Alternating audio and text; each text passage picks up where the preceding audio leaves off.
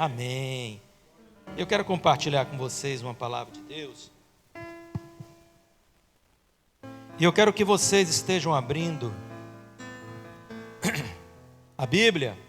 Enquanto o irmão está ligando ali. Essa semana, no culto da quinta-feira, que é um culto online, nós encerramos uma exposição maravilhosa, que foi a exposição do livro de Eclesiastes. Obrigado. Foi muito bom aprofundar um pouco mais no livro de Eclesiastes e ver todas as considerações que este homem, dotado de uma sabedoria sobrenatural, eu poderia dizer, porque foi concedida por Deus, não é? Ele tinha um conhecimento que estava muito além do conhecimento de outras pessoas da sua época. A sua inteligência, a sua compreensão das coisas, a sua capacidade de assimilar, de conhecer. Era um homem diferenciado, porque Deus assim o capacitou. Mas Salomão, ele traz as suas considerações dentro de uma perspectiva muito específica. As coisas que se dão debaixo do sol. É o que é dito. Então ele faz as suas considerações e ele traz o entendimento de que tudo no mundo é vaidade, de que todas as coisas são vaidade. Por que são vaidade? Por que são coisas vãs? Elas são vãs quando existe um intuito na pessoa que as desenvolve de alcançar o propósito para a sua vida, o objetivo da sua vida. Qual é o propósito da vida? Esse é o grande questionamento do livro. E Salomão vai dizer, enquanto nós estivermos aqui, não importa se no trabalho, nas relações interpessoais, nos relacionamentos íntimos, nas festas, na alegria, e claro, ele deixa claro, isso não precisa ser dentro de uma conotação pecaminosa, mas em tudo que você procurar proporcionar para a sua vida, você não vai encontrar o propósito para a sua existência. Porque este propósito, ele só é encontrado em Deus. E a revelação que a palavra traz é que Deus é o único que pode preencher a nossa alma. Então é um livro que tem uma mensagem muito forte. Ele chama todas as coisas de vaidade. E ele fala de suas experiências pessoais e da frustração que isso promoveu quando ele tinha isso dentro de um propósito, um objetivo de encontrar sentido para a vida. Mas nada trouxe sentido para a vida. Nada trouxe sentido para a vida. Então, o objetivo de todos nós que estamos nessa terra é conhecer qual o propósito da nossa vida. Não é verdade? E tantas coisas que são faladas por Salomão. Eu quero pensar um versículo e trazer uma reflexão nesta manhã para vocês. Lá em Eclesiastes capítulo 7, versículo de número 8, um texto muito conhecido, talvez muito citado aí por você. Não há nada novo, não é verdade? Nada novo. Tudo que pregamos, um dia já foi pregado. É a conclusão de Salomão, sabe? Não há nada novo debaixo do sol. Tudo é cíclico. E é uma grande verdade. Mas o que é importante é saber que Deus produz, né? Deus produz de um mesmo elemento. Ele tem a capacidade de produzir uma nova instrução, um novo entendimento, assim é com a palavra. O Senhor usa os textos porque Ele nos usa para pregar, para produzir uma nova revelação, um novo entendimento, ou quem sabe.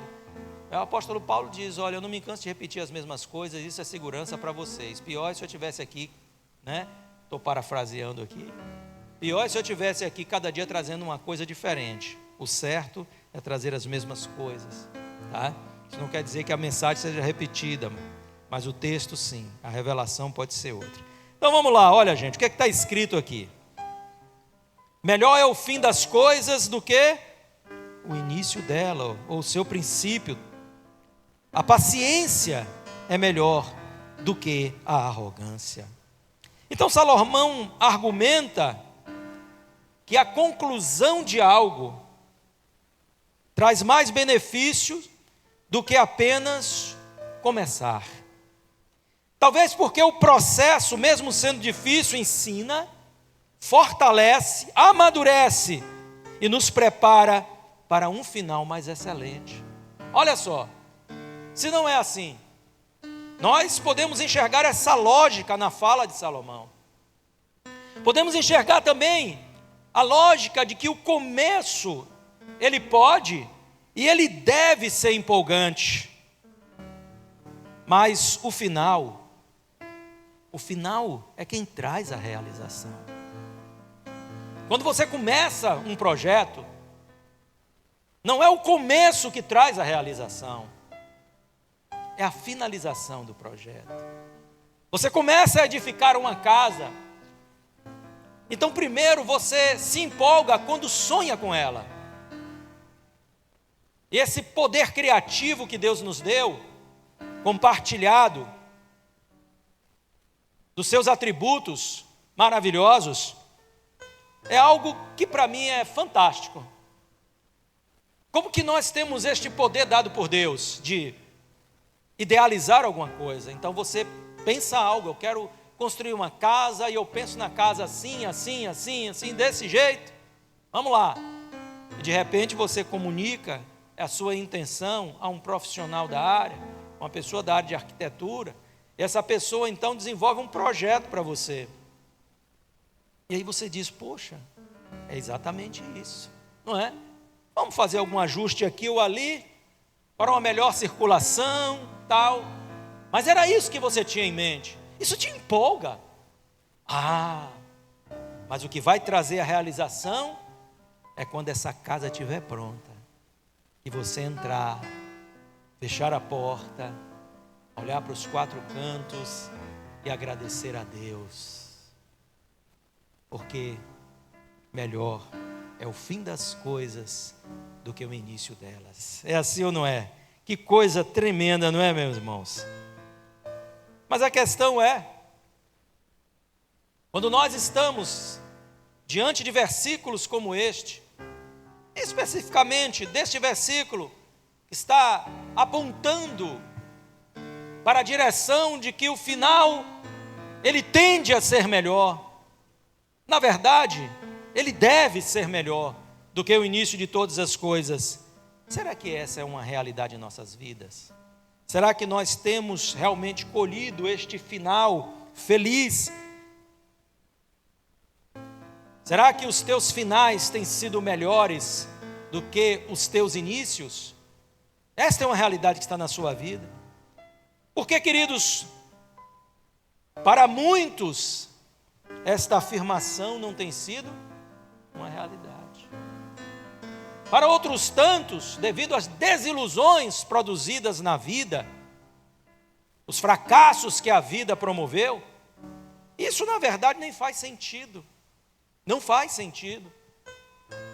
Talvez você converse com pessoas que vão te dizer, isso não faz o menor sentido na minha vida, isso não tem lugar na minha vida, porque eu sou uma pessoa que tem um fracassado. Aparentemente, né, pode ser que não, mas vai revelar isso. Eu tenho fracassado em quase tudo que tenho feito na minha vida. É triste, mas nós conhecemos, infelizmente, pessoas que estão nessa realidade. Sem falar aqueles que começaram bem a sua carreira, mas por algumas questões na trajetória perderam o fôlego, desviaram-se do caminho, se inquietaram, não tiveram a paciência necessária de esperar o fruto, retrocederam, desistiram, se afastaram, todas essas coisas. A gente conhece histórias como essa na própria revelação da palavra de Deus. Olha como, por exemplo, a revelação que a Bíblia nos traz acerca da atitude, da realidade ali daqueles hebreus. Quando Deus se manifesta a Moisés e Moisés vai ter com eles e traz essa mensagem redentora, que Deus ia resgatar o seu povo, uau! Que coisa maravilhosa! Era um novo início, a retomada de um relacionamento próximo com o Deus de Abraão, Isaque e Jacó, seus pais. Deus se revela, e a Bíblia diz que ele, com braço estendido e mão forte, arranca o povo da maior nação da época, em todos os sentidos. E ao arrancar aquele povo, ele operou tantos sinais e maravilhas ali, para que os egípcios deixassem o povo ir, que ele literalmente destruiu a terra do Egito em favor do seu povo. Então o povo sai de forma gloriosa, triunfal do Egito, e vai ter com o Senhor no deserto para adorá-lo. Aí vem a travessia do Mar Vermelho, outro marco na história deste povo. Então essa história aparentemente tinha tudo para ter um final feliz. Eles rumavam rumo à terra da promessa, a Canaã, a terra que foi dada a Abraão e a sua descendência, e eles eram os descendentes de Abraão. Eles estavam caminhando, e em poucos meses chegariam à terra da promessa, e teriam tomado posse daquela terra, se estivessem firmes até o fim. Mas o que é que acontece? A incredulidade faz com que eles prevaricassem contra a vontade de Deus, infamassem a terra prometida. E qual foi o final para um início tão belo? Os seus cadáveres ficaram prostrados no deserto durante aqueles 40 anos de peregrinação. Toda aquela geração, com poucas exceções, morreu ali no deserto. Que trágico, hein? Muito trágico, de fato. Mas tantas outras personalidades. Eli, um sacerdote a quem Deus fez uma promessa. Deus fez uma promessa a ele de que a descendência dele seria uma descendência de sumos sacerdotes, se ele se mantivesse obediente à palavra do Senhor. Imagine que honra! Que honra! O sumo sacerdote precisaria vir da linhagem de Arão. Não era só ser da tribo de Levi, mas da linhagem de Arão. Mas não era só ele da linhagem de Arão. E o que é que ele faz? Ele desobedece a Deus. Ele considera mais os seus filhos do que a Deus. Então Deus disse: eu havia feito promessas a você acerca disso, mas longe de mim tal coisa. Isso é forte, irmão. E ele então perdeu ali a oportunidade de ter um fim mais excelente do que o início. Tantos outros. Vindo aqui para o Novo Testamento, olha para Judas. Judas começou o seu ministério caminhando com Cristo. Não é que ele caminhou com Paulo, com Pedro, que já era uma grande honra, caminhar com pessoas tão edificadas, tão próximas de Cristo. Um pela proximidade realmente da intimidade até, né, ali física, de abraçar, de comer junto como Pedro. Outro pela intimidade espiritual como Paulo. Revelações extraordinárias que ele mesmo diz: o homem não é digno de trazer essas coisas aí para serem postas para todos. Agora, ele andou com Cristo, irmão. Estando ao lado de Cristo, vivenciando as experiências mais extraordinárias que qualquer homem poderia experimentar. Vendo Cristo ressuscitar mortos, abrir olhos de cegos desde nascença, limpar leprosos, levantar paralíticos, multiplicar pães e peixes, andar sobre as águas. E para além disso, e muito para além disso, transformar a realidade de vidas, trazer esperança aos desesperançados, trazer alegria, o óleo de alegria ao espírito angustiado das pessoas. Ele viu todas estas coisas. Ele viu este homem andar sobre as águas. Tinha tudo para ter um final feliz, mas como foi o final dele? Traiu Cristo. Satanás entra nele. A Bíblia diz que Satanás entra nele. Ele não foi possesso por um demônio qualquer. Ele foi possesso pelo próprio diabo. E as pessoas talvez não entendam isso e dizem assim: porque fulano eu expulsei, Satanás estava possuindo uma pessoa, não é? Mas isso é a falta de conhecimento, né? O povo perece e fala muita bobagem porque não tem conhecimento das coisas. Mas entenda isso. E este homem se aparta do Senhor, trai o Senhor, é possuído pelo diabo e se mata. Perde a sua salvação.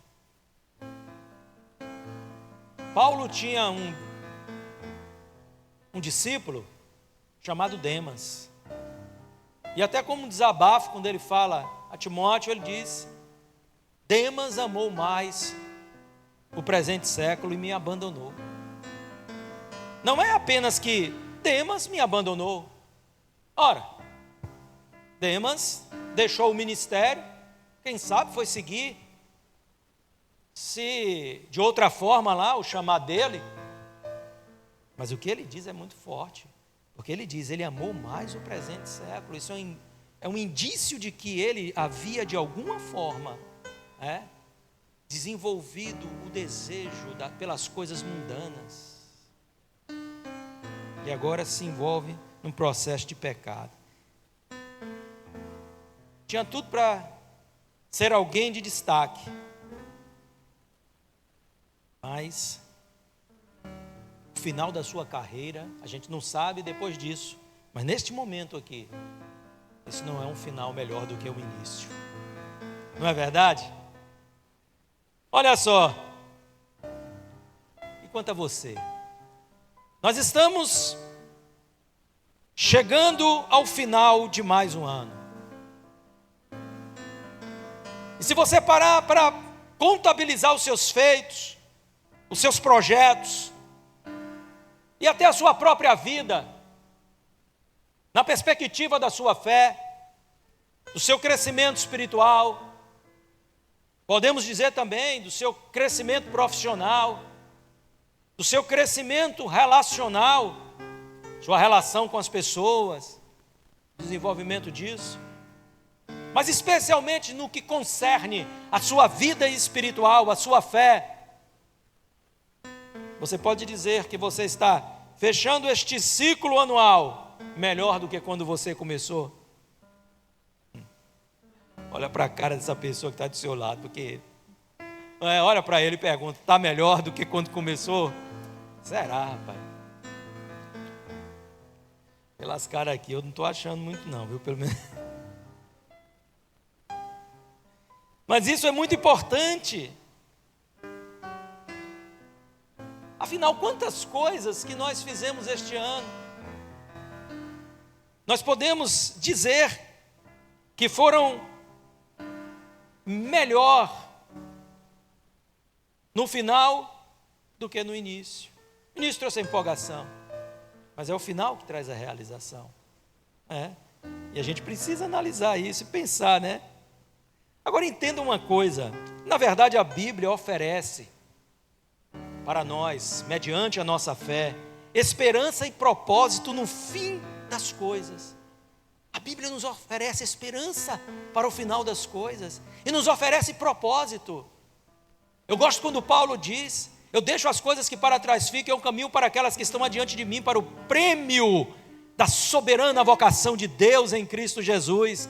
Então ele tem esperança de alcançar algo superior, e ele tem propósito. Qual é o propósito? Eu vou alcançar algo da parte de Deus. Eu não estou caminhando por caminhar, eu não quero chegar por chegar, eu não estou aqui, brincando, eu estou aqui em um objetivo sério.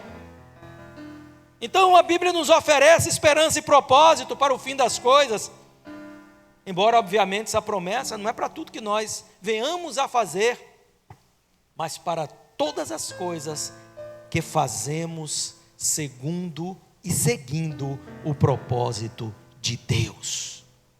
Porque tem muita coisa que a gente faz porque é o nosso propósito. Nem sempre Deus valida isso. Não existe uma promessa para a validação de todas as coisas. Jeremias 29:11. Olha lá, texto conhecido de vocês. O que é que Deus fala através do profeta a um povo queixoso no exílio, de que Deus havia se esquecido deles e os entregue a uma sorte aí qualquer? Deus diz: eu é quem sei que pensamentos tenho a respeito de vocês, diz o Senhor. São pensamentos de paz e não de mal, para dar-lhes um futuro e uma esperança. Um futuro e uma esperança. Então a Bíblia deixa claro que existe esperança e existe propósito para o final. Teu final vai ser um final de bênção. Em Deuteronômio 34, de 10 a 12, olha o que é escrito sobre Moisés. Porque Moisés escreveu o Pentateuco, mas o último capítulo ali ele não pode ter escrito, obviamente, né? Já estava morto. Então foi concluído por outra pessoa. E aqui é escrito o seguinte: nunca mais, 34:10 de Deuteronômio, nunca mais se levantou em Israel um profeta como Moisés, com quem o Senhor tratava face a face. Nunca houve ninguém que fizesse todos os sinais e maravilhas que por ordem do Senhor ele fez na terra do Egito, a Faraó, a todos os seus oficiais e a toda a sua terra.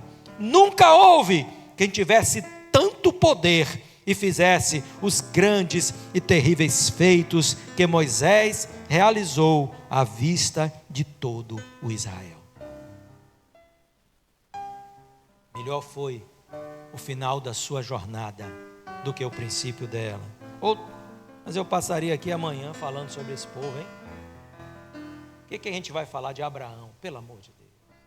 O apóstolo Paulo, perseguidor da igreja, termina os seus dias dizendo: combati o bom combate, acabei a carreira e guardei a fé. Desde já a coroa da justiça me está reservada, que me dará o meu justo juiz naquele dia, e não somente reservada para mim, mas para todos aqueles que amam a sua vinda. Então nos faltaria palavra aqui para falar, queridos. O final dos teus ciclos precisam ser melhores do que o início deles, porque essa é a vontade de Deus. Deus quer abençoar você. Mas como a gente pode alcançar isso? Olha só, eu vou dar uma palhinha rapidinho para vocês aqui de algumas coisas. Vou até onde der.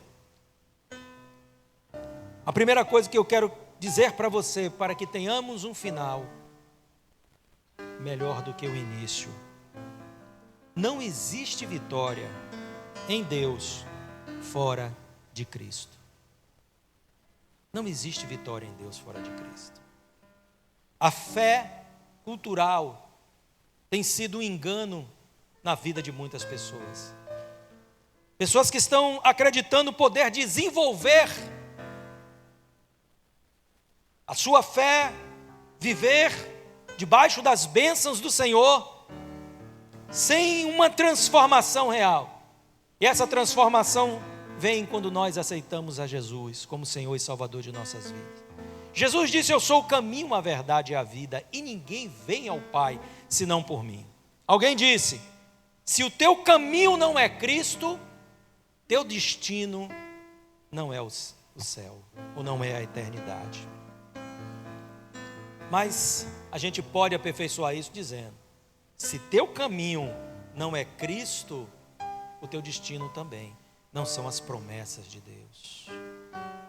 A pessoa às vezes se engana pelo fato de Deus abençoar até a sua vida. Não é a Bíblia que diz que Deus faz chover sobre justos e injustos, que o sol nasce sobre justos e injustos?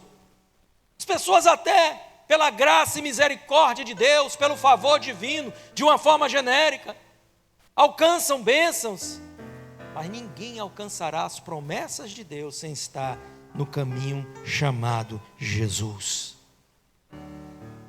E muitas pessoas se inculcam em ter finais felizes, separado, distante do caminho que Deus estabeleceu.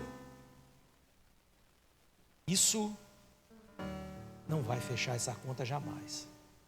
Não é verdade? E eu não estou dizendo que a pessoa não tem êxito aqui, ali, naquilo que faz. Mas eu estou olhando para algo muito mais elevado do que isso. Para o final dos nossos próprios dias. Naquela hora em que nós mais precisamos de Deus, é quando muitas pessoas não encontram a presença de Deus. Naquela hora, onde a maior incerteza que pode existir no coração de um homem que não crê. O que acontecerá quando os meus olhos definitivamente fecharem aqui? É quando mais você precisava ter a certeza da presença de Deus. Charles Spurgeon prega sobre isso. É neste momento que a gente mais precisa ter a convicção da presença de Deus. É um momento em que muitos não têm. É um final triste. Partir sem esperança, sem convicção, sem certeza. E eu não preciso nem dizer qual é o destino de quem nunca se aproximou de Deus, mesmo ouvindo falar dele, não é? Então nós precisamos tomar este passo e aceitar a Jesus como Senhor e Salvador de nossas vidas. Posto isso, eu quero dizer a você que uma outra coisa fundamental: não comece nada fora do propósito de Deus, porque a garantia de um final feliz vem de fazermos as coisas segundo o propósito de Deus, a vontade de Deus. Se você se inculca em fazer coisas fora da vontade de Deus, não espere um resultado de vitória na sua vida, porque Deus não tem compromisso com a minha vontade. Deus tem compromisso com o seu propósito. Essa é uma verdade que nós precisamos nos agarrar a ela, queridos. Primeiro eu preciso saber, é da vontade do Senhor que eu faça isso? É da vontade do Senhor que eu tome essa atitude, que eu comece esse novo negócio? Será que numa empolgação do meu coração, não se empolgue com as coisas e haja pela empolgação, porque os sentimentos são enganosos.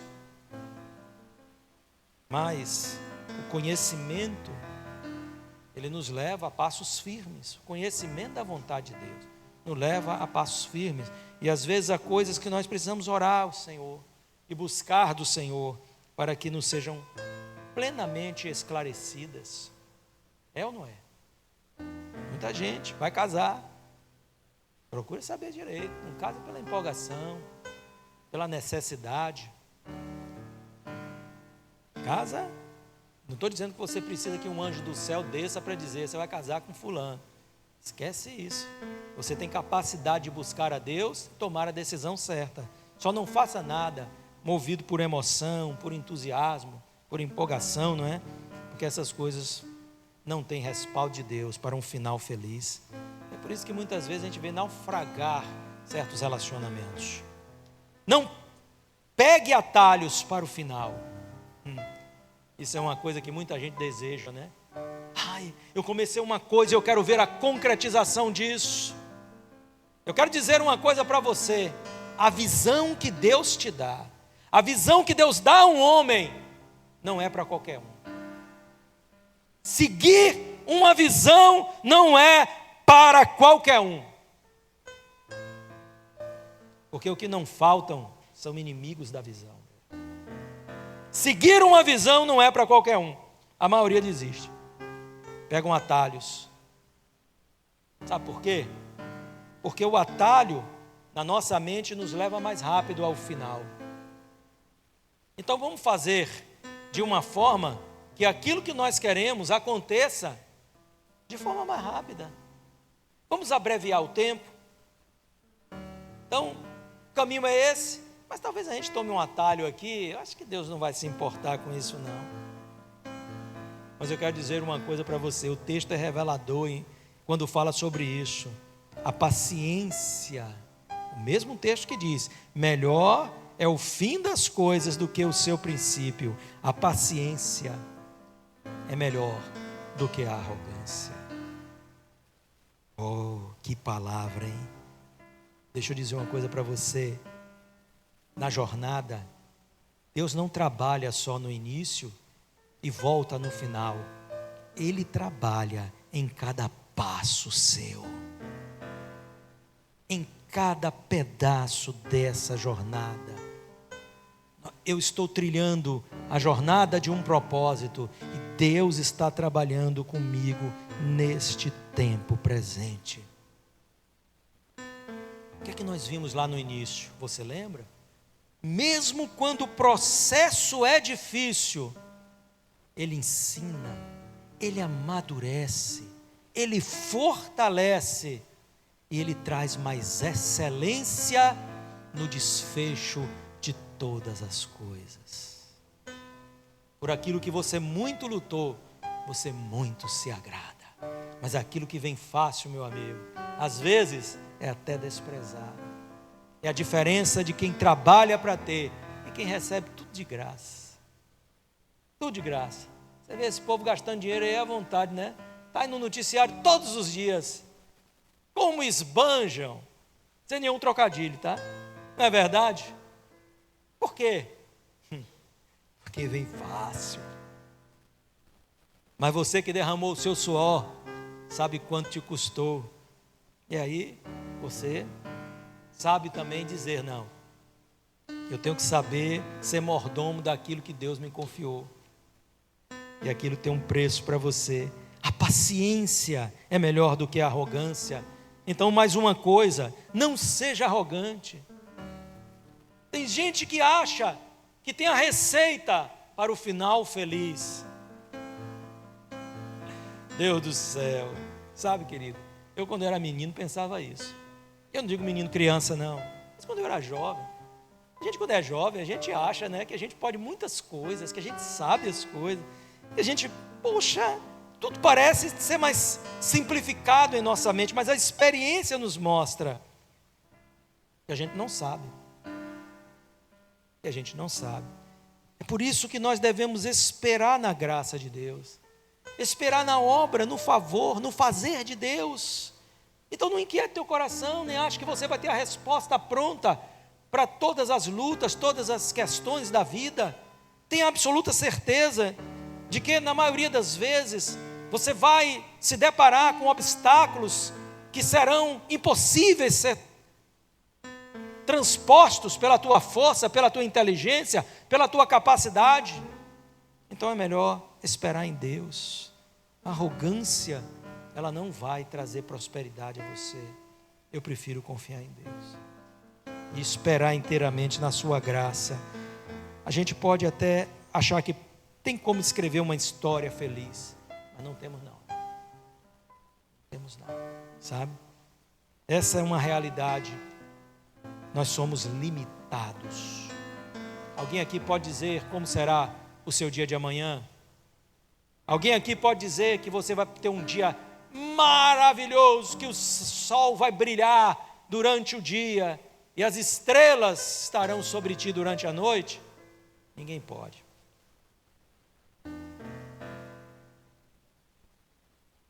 Ontem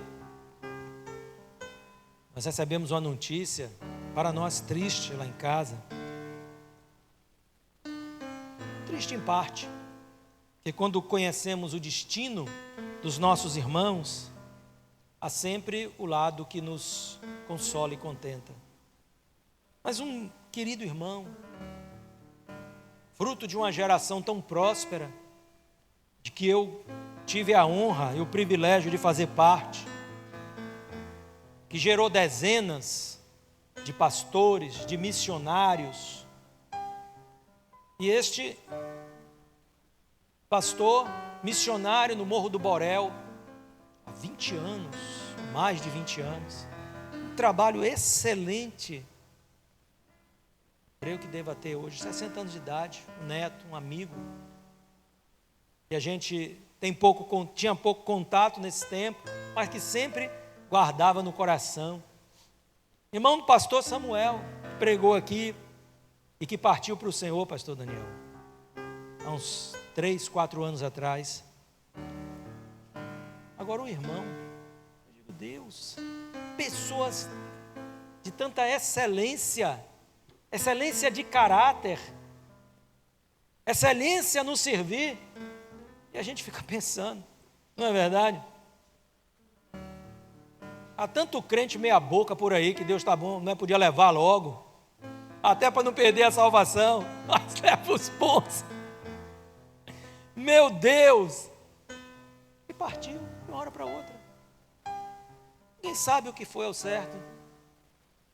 Os médicos pensam em uma bactéria ou em um fungo. Começou com infecção na garganta, nada relacionado a virose, nada disso não. Uma infecção na garganta, tomou os pulmões, morreu. Uma família abençoada, uma obra extraordinária.